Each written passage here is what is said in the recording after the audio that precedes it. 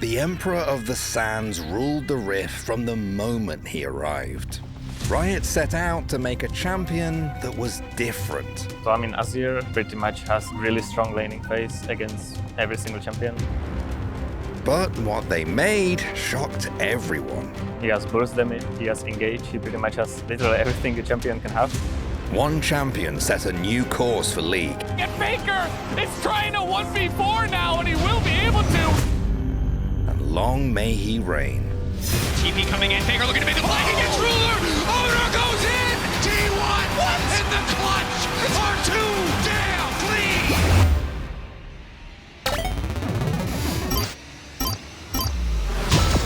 Azir. Okay, so the fabled Emperor of the Sands is one of the most powerful, game-breaking, and important characters in League of Legends history. And his dynamic kit is one of the most compelling designs Riot has ever put together. He's the hardest, most complex champion in the game. But the Emperor didn't start out by demanding perfection from his players. He does not dream that he, Shurima's greatest emperor, can at long last earn his ascension and bring back his broken city. Back in 2009, during League's beta period, Riot had an idea for a water champion named Well, who evidently took inspiration from Dota All-Stars Morphling. But Well, the Hydra Soul, didn't work out, and the issue wasn't actually his design, it was his model. Given how primitive League's engine was back then, having a VFX-heavy champion with splashy particle effects wasn't tenable, so they scrapped him until the engine could keep up, by which point Well's watery foundations had ironically inspired a sand-centric champion, Seth. But this time, the issue with the champion was his design. The idea behind Seth was a mage whose abilities spread sand throughout the rift, sort of like how the Zerg spread creep in StarCraft. The idea was that as the sand spread, there was less safe areas for enemies to stand on, with Seth gaining bonuses for landing damaging abilities on players in the sand. He could even summon a sandworm. But generating all the many sand particles required caused lower NPCs to struggle, something Riot refused to budge on. So they reworked Seth from the sand spreader of Shurima into its lost emperor, Azir.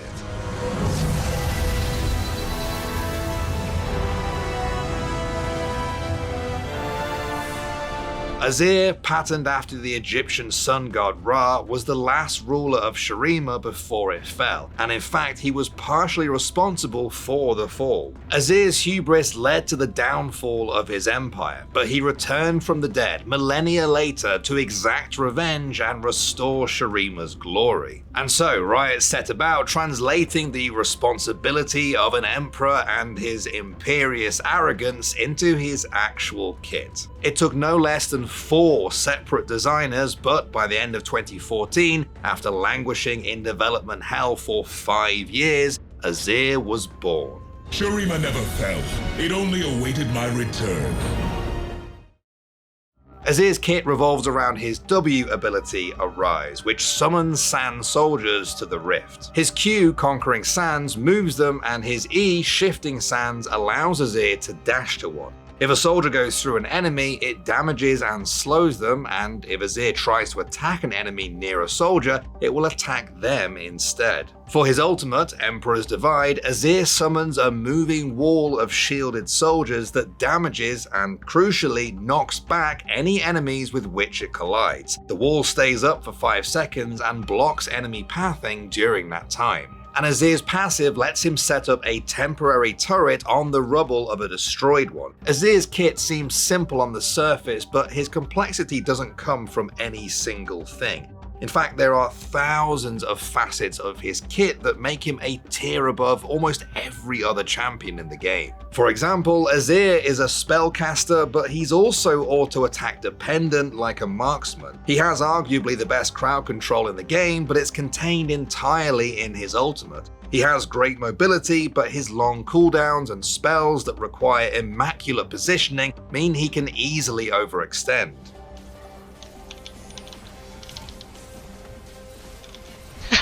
He can excel in isolated lane states, but isn't a natural-born roamer or skirmisher in the early game, and once he gets out of lane, requires perfect mechanical precision to capitalize on his scaling. Azir demands you pilot him with incredible skill, using 6 inputs to do what other champions might do in 2. But the reward for living up to his domineering standard is staggering. Vengeful Maelstrom is just completely stopping hardly any damage from hitting Clear Love. Deft in a bad spot, flashed into the pit by himself there, and he's almost staying alive. It is Marin that's going to be able to take him down, but SKT has lost 3. Now 4 members in the quadra kill for Pawn. Bang's the only one that's not there. When executed at the absolute highest level of play, there is nothing Azir cannot do. Trying to poke out Caps. Maxor just returns. Not gonna get the CC, sleep control, but not gonna kick. Nice side step. Caps with the footwork, man. Great use of shifting sand. Still doesn't even have to cleanse either. Oh, this is a lot of damage. Ultimate's coming out. Has to flash out to safety, but it's gonna be tough to hold the tower. In goes Caps. No hesitation. 이런 거? 자, 꽂았는데! 이런 거? 꽂았어! 이런 거? 옆구리! 와! 디디! Elder's still standing. Mako's dead. Clint's now dead as well. EDG's jungler going golden, and Jeje is going to get a world of surprise. He comes out, but Scout with the Empress Divine glide in the back line sends him to Viper. That's express delivery, and Scout flushing away was so clutch. Elder on FDX's side though. Shallow who's coming back in. No ulti. Care in front of the Elder. Scout does it. Everybody's dead. He can quickly kill isolated enemies, is virtually ungankable, scales stupendously well, and complements any lineup. So I mean, Azir pretty much has a really strong laning phase against every single champion. He has burst damage, he has huge escape, he has engage, he pretty much has literally everything a champion can have. He has high consistent damage, he can even build tanky, as we see with grasp and stuff like that. So this champ just pretty much does everything. And perhaps most importantly, his ability to split a team fight in half with his ultimate can completely upend a front-to-back team. A well-placed Emperor's Divide can cut a backline off from their frontline defenders and instantly turn the fight in Azir's favor. And the most effective way to utilize Emperor's Divide is with the combo that gives Azir his near mythical status, the Shurima Shuffle.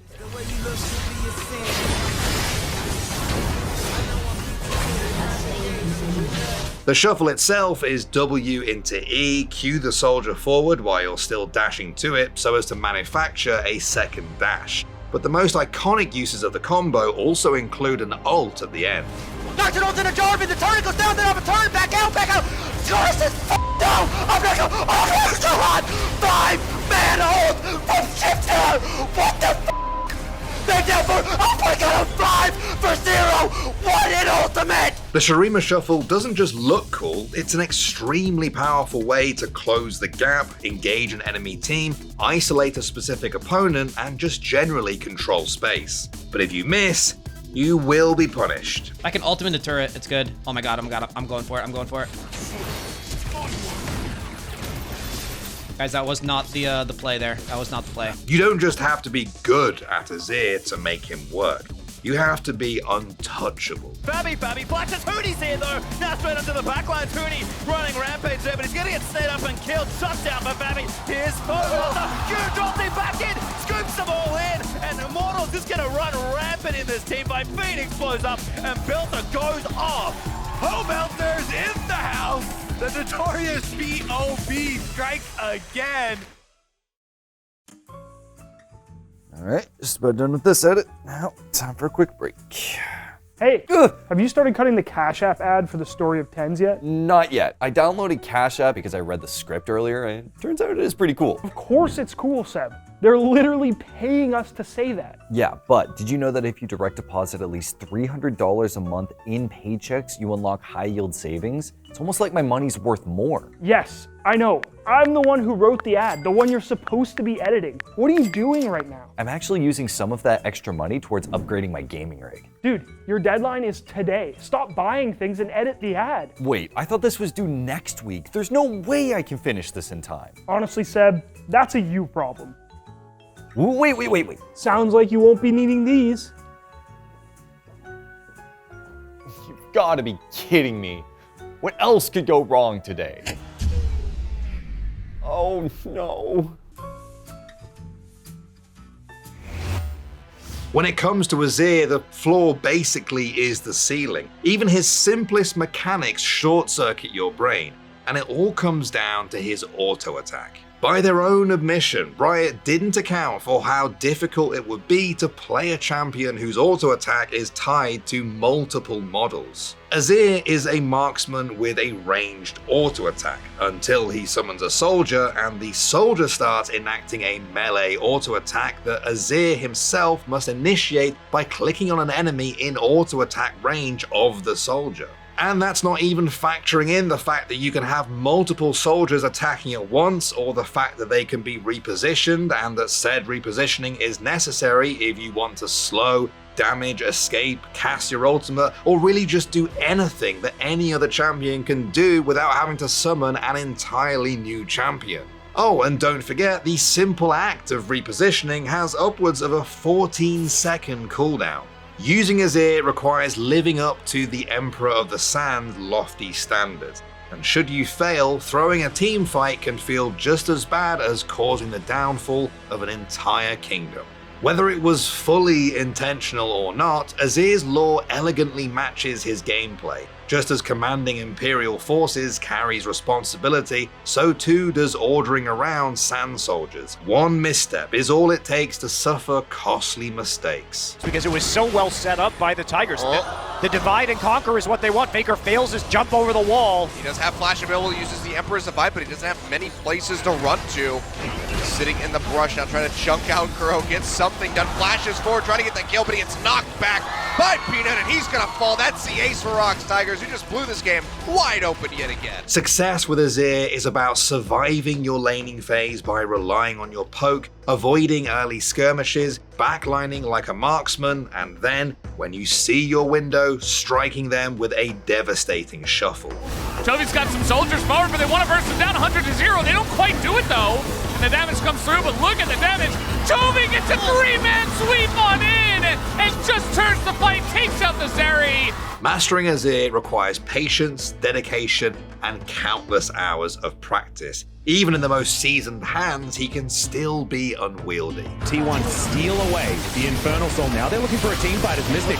Down to about half health, but there's the slicing maelstrom cannon. Bounces into the backline, Mystic. Azir is a highly specialized champion who, in spite of his difficulty and modern-day cult-like status, changed League of Legends forever. Azir had what has to be the roughest launch of any champion in League history. He could dash infinitely between soldiers, disable towers with his ult, or ult nothing at all. By Riot's own admission, they were fixing Azir bugs for months after his release. But Azir's presence on the Rift was necessary. Around the time they were designing Azir, Riot noticed that the competitive champion pool had become quite restrictive. There were only a few champions who were strong at what players decided the meta required, so in an effort to rebalance the game, they set out to make something truly singular. Some accuse Azir of being the perfect execution of a terrible idea, because he was broken.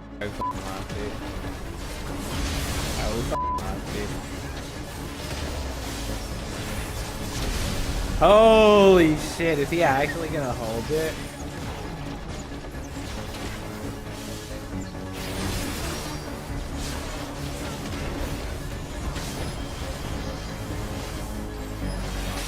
Holy shit, he held it. Holy fucking balanced champion, dude. Challenging though it was to use, Azir's kit was years ahead of anything else in League. From the day the Emperor dawned the Rift, he all but conquered it. And they want Phoenix in this turret. Oh boy. He's pretty strong though. What's he gonna do? Oh, he got two! He's gonna get a triple kill! A quadra kill! An amazing play by Phoenix on Azir! So much so that he almost spelled Faker's undoing. In 2015, SK Telecom T1 technically had 2 mid laners. Their explosive ranked superstar turned world's winner Faker and Easyhoon, who SKT had brought over from their sister squad because of his skill on control mages. But the rest of the fight is happening now. Duke able to take on Bengi. Wolf re-engages. Can Easyhoon make a play? Emperor's Divide, a lot of damage coming in from Bard as well too. Everyone's so low, but the Riven Shield, not enough. Double kill, triple kill from Easyhoon. And you're in a lot of trouble as well. The victory flashes as a quadra kill. SKT would sub out Faker for Easyhoon whenever they needed the Emperor of the Sands, which, because of Azir's overall importance in the meta, was a fairly common occurrence. In fact, SKT's now historic run at Worlds 2015 was fueled in part by Easyhoon's Azir. And inhibitor number 3 gonna be going down. Wolf and Bengi in pursuit. Peke goes down. The fight resumes 3v5. Soaz can't even kill off Easyhoon. He's got more shields than health bars. And everyone's dying. Neil's the only man alive. This will be the game. SK Telecom T1 are undefeated still in the World Championship. But Faker refused to ride the bench. He practiced Azir non-stop in order to remove the need for Easyhoon altogether, which he did. And it's just easy for them to back off, especially when there's 7K. Oh, Faker's going in, big flashes it, knocks back 2 people with the Emperor's Divide. They're gonna find BDD, and Utara is gonna follow suit, and Faker with the big play underneath the inhibitor tower. Faker refused to be second best at anything. Like Azir, he was born anew to conquer everything his eyes could see. Lahens, he wants to be the guy.